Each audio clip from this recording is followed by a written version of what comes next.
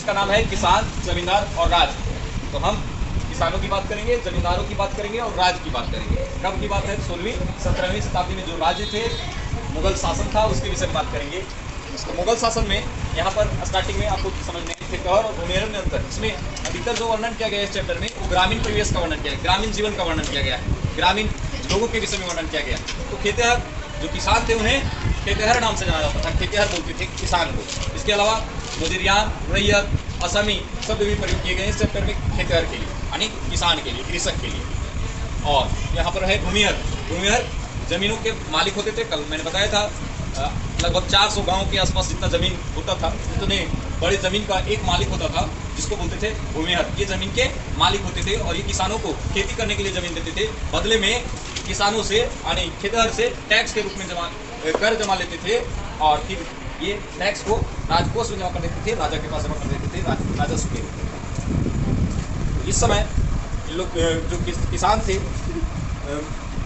उन्हें खेतिहर के नाम से जानते हैं। 16वीं 17वीं शताब्दी में लगभग 85% आबादी गाँवों में निवास करती थी। अगर गाँवों में निवास करेगी तो ये लोग क्या करेंगे?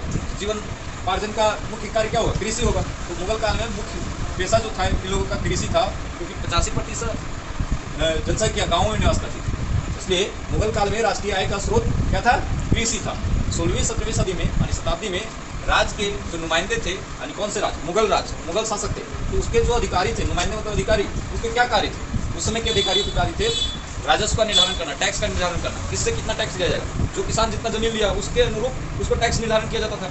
कोई कम जमीन लिया कम, तो उस पर कम टैक्स दिया जाएगा। तो किस पर कितना लेना? अब जमीन का भी अलग अलग प्रकार होता है। जिसका जमीन अच्छा उससे क्या ले जाए? ज़्यादा टैक्स। जिसका जमीन खराब है, जिसमें कम उपज हो सकता है, उससे कम टैक्स। तो राजस्व का निर्धारण सबके लिए अलग अलग होगा। तो राजस्व किसका कितना होगा, टैक्स किससे कितना लेना है, उसका निर्धारण करना, राजस्व का वसूली करना। अब टैक्स निर्धारण कर दिया, उसके बाद वसूली भी करना है, तो अधिकारियों का ये जिम्मा होता था जमींदारों के माध्यम से टैक्स का क्या करवाना?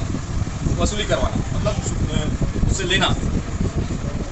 और नुमाइंदे का और कार्य होता था ग्रामीण पर नियंत्रण, ग्रामीण लोगों पर, जो भी ग्रामीण लोग थे उन पर नियंत्रण रखना, है ना, एक हद में रखना, उनको अपने नियंत्रण में रखना, ये काम था। इसके अलावा खेतिहर और भूमिहर के बीच सामंजस्य बना के रखना। खेतिहर बता चुके हैं और भूमिहर बता चुके हैं, यानी किसान और जमींदार के बीच सामंजस्य बना रहे, दोनों में तालमेल बना रहे, सही संबंध बना रहे, इस चीज़ का भी ध्यान देते थे।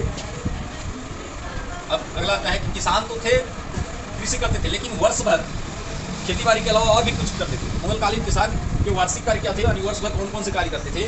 तो खेती के अलावा जो लोग पशुपालन भी करते थे, यानी पशुओं को पालते थे, बीज की बुआई, फसल की कटाई, फसल पक गया उसके बाद काटने का समय आ गया, उसके बाद तेल पेराई का समय, शिल्प का, और बाकी समय में शिल्प कार्य करते थे, जैसे बर्तन का निर्माण करना, भूषण का निर्माण करना, कुछ और चीज़ों का बनाना, तो ये बाकी समय में करते थे।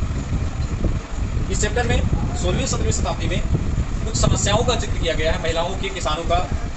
तो उसका उल्लेख कहाँ से मिलता है इस चैप्टर में, यानी किसान, जमींदार और राज्य में? तो पश्चिमी भारत के राज्य हैं राजस्थान, गुजरात और महाराष्ट्र। यहाँ से, यहाँ के विलेखों से जानकारी मिलती है कि यहाँ के किसानों के विषय में और महिलाओं की समस्याओं का जिक्र है। जैसे महिलाओं को उनके पति छोड़ दिया करते थे, तो उस स्थिति में अपने शिकायत पत्र और मुआवजे की मांग करती थी महिलाएं अपने शासक से कि हमें मुआवजा चाहिए, हमें जीवन रहन सहन के लिए, खान पान के लिए हमें आर्थिक सहायता चाहिए, जिसका जिक्र मिलता है। किसानों की बदहाली, खराब हालत का भी जिक्र मिलता है।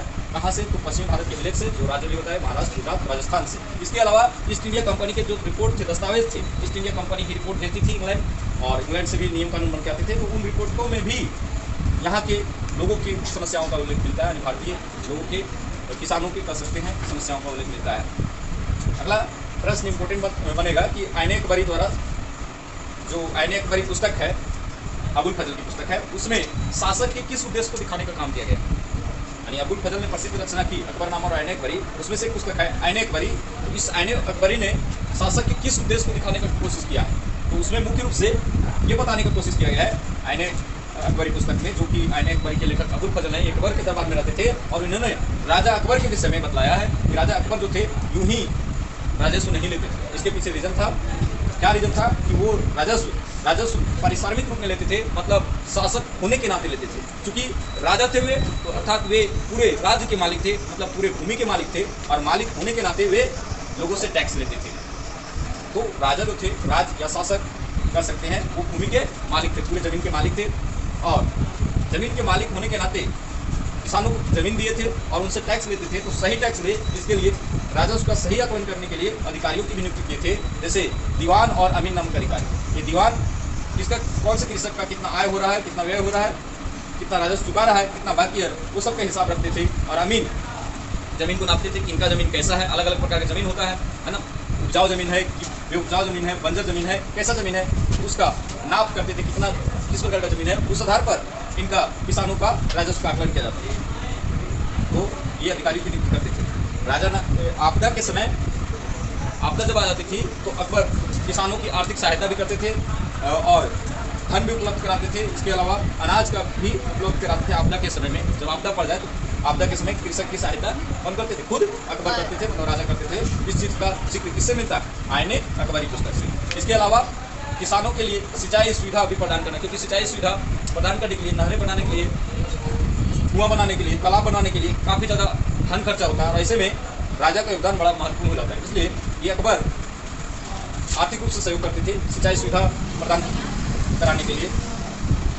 और इन्होंने अकबर इतने दयालु किस्म के थे कि इन्होंने शासकों किसानों को ये छूट भी दे रखा था कि आप चाहे तो राजस्व टैक्स नगद भी भुगतान कर सकते हैं और अगर नगद ना हो, पैसे ना हो, तो आप फसल के रूप में भी टैक्स दे सकते हैं। ये छूट प्रदान किया था।